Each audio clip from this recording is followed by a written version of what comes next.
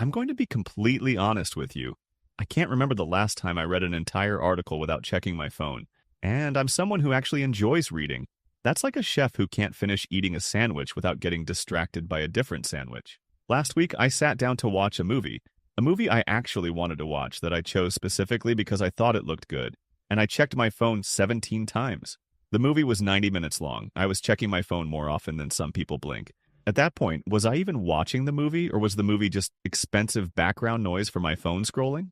My attention span had become so absolutely destroyed that I couldn't even enjoy things I genuinely liked anymore. It was like my brain had turned into a goldfish, except goldfish have better focus than I do. At least goldfish commit to swimming in one direction for more than 3 seconds. And the scary part? I thought this was normal. I thought everyone's brain was just broken now, and we all collectively decided that's fine. Spoiler alert, it's not fine. But also it's fixable. And the solution is way weirder than you'd think. So I'm sitting at my desk, supposedly working on something important. And I notice I've opened a new browser tab. Cool, fine. Maybe I needed to look something up. Except I don't remember deciding to open the tab. I don't know what I was planning to look up. I just opened it. Like my hand developed its own consciousness and decided to betray me. Then I caught myself doing it again, and again, and again. I was opening tabs like I was trying to set a world record. Tab after tab after tab. None of them related to what I was working on. Most of them just the same websites I checked 5 minutes ago. My browser looked like a hoarder's house, but for the internet.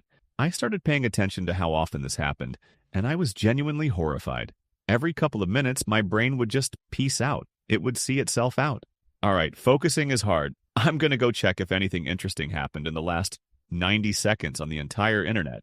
And the worst part? When I tried to stop, when I tried to just sit there and focus on one thing for like 10 minutes, just 10 minutes, that's less time than it takes to shower if you're actually washing your hair properly. It felt physically uncomfortable, like my brain was a toddler who just learned the word no and was using it as much as possible. My brain was literally having a full meltdown because I wasn't giving it constant stimulation. It was like, excuse me, we've been focusing for almost 4 minutes. Where are the dopamine hits? Where's the scrolling? Are you trying to kill us? That's when I realized I wasn't in control of my attention anymore. My attention had been kidnapped, and the kidnappers were apps with little red notification dots. Okay, so your attention span isn't just getting shorter because you're lazy or undisciplined or because you have some kind of moral failing. Your brain has been literally hijacked by technology that was specifically designed to be as addictive as possible. These apps we use every day, they were built by teams of very smart people whose entire job, their only job, was to make these apps so addictive that you can't put your phone down.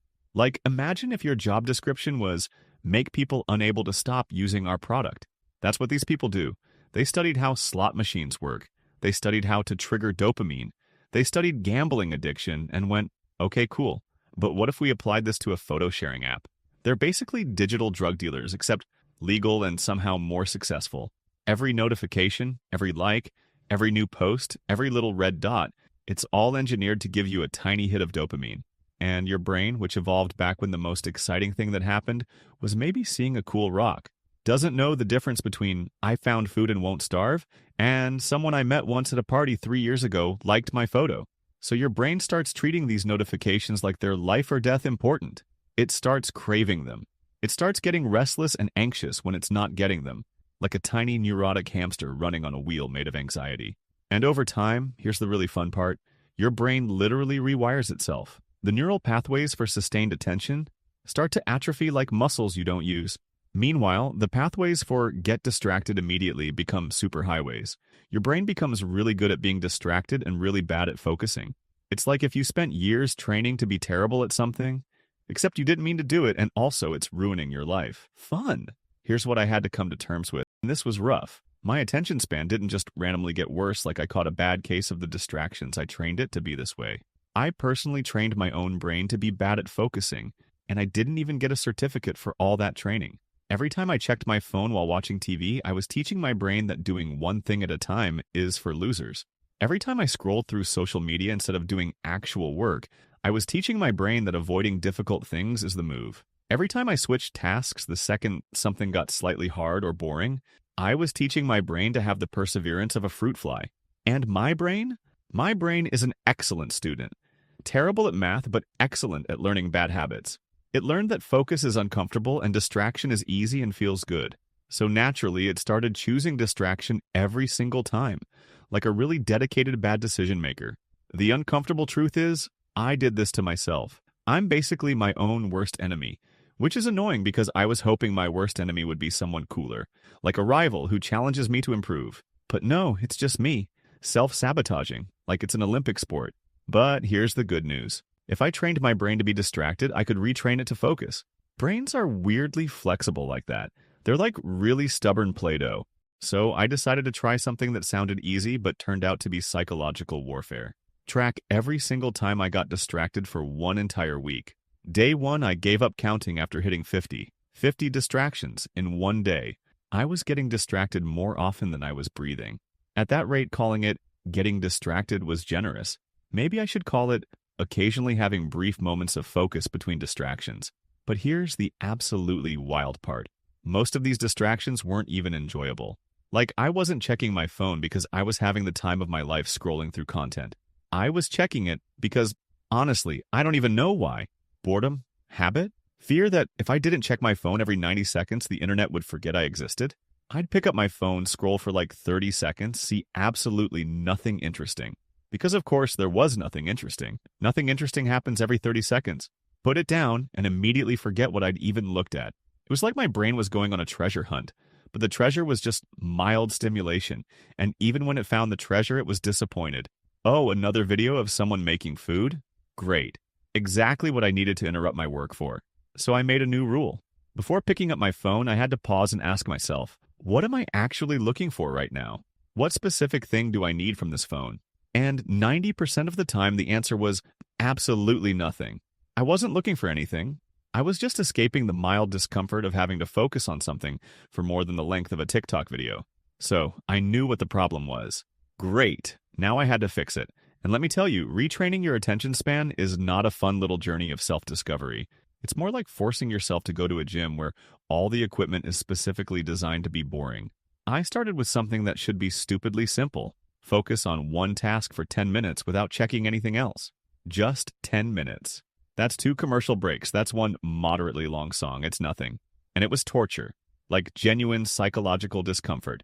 My brain was having a full panic attack. Check your phone. What if something happened? What if there's an emergency? What if someone texted you something?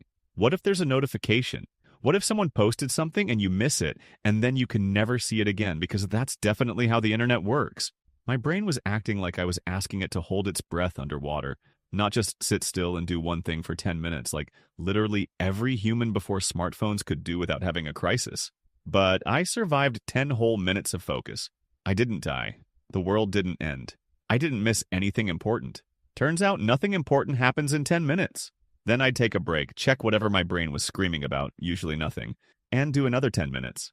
After a few days, 10 minutes started to feel less like torture and more like just mildly annoying. Progress.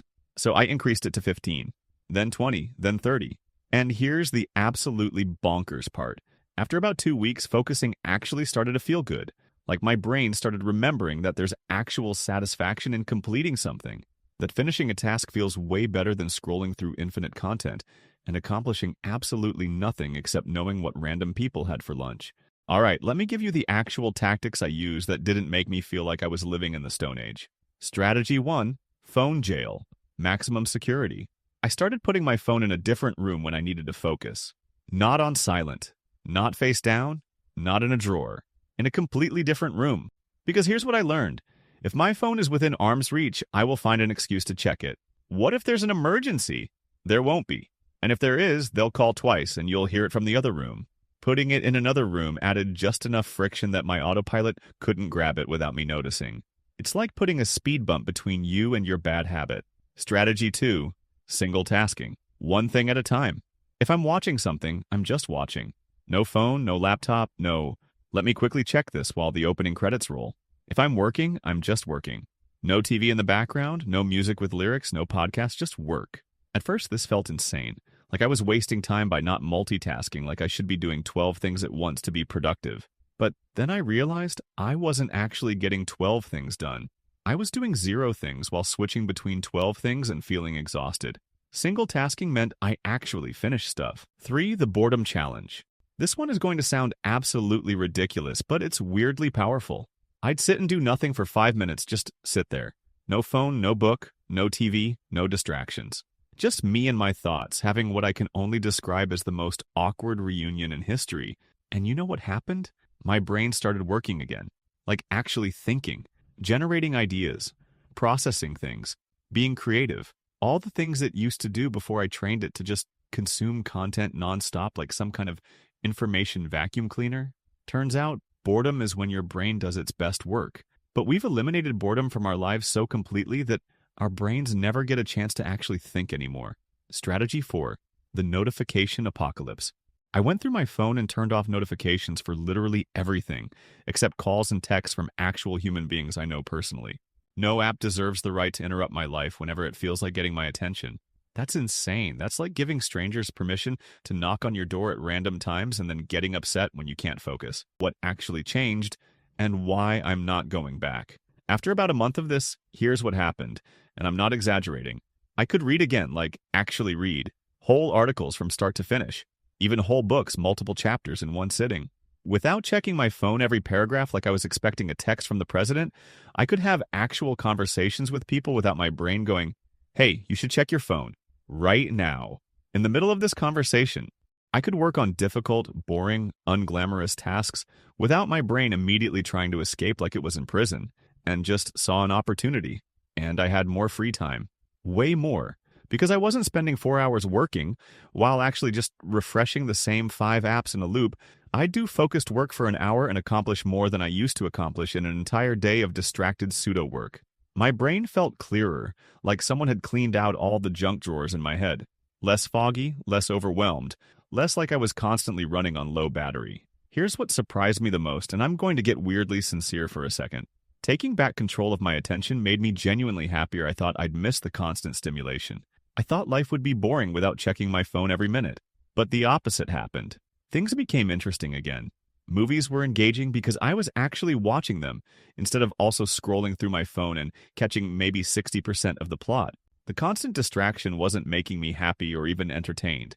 It was just making me busy and stressed and vaguely guilty all the time. But when you can actually focus, when you can give your full attention to one thing, you get to actually experience it. And that's where happiness lives. Not in consuming 12 things at once badly, but in experiencing one thing fully. Okay, here's my challenge. And I promise it's less intense than what I did. Pick 1 hour today. During that hour, do one thing with your full attention. Not one thing while monitoring your phone for emergencies that won't happen. Put your phone in another room. Close all the tabs. Turn off the TV. Do one thing. And notice what happens. Notice how uncomfortable it is at first. How much your brain protests like a toddler being told they can't have candy for dinner.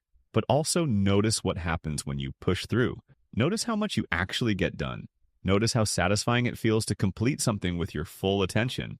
Your attention is literally your life. Where your attention goes, your life goes. And right now, your attention is probably being stolen by apps that were engineered by very smart people to be as addictive as possible.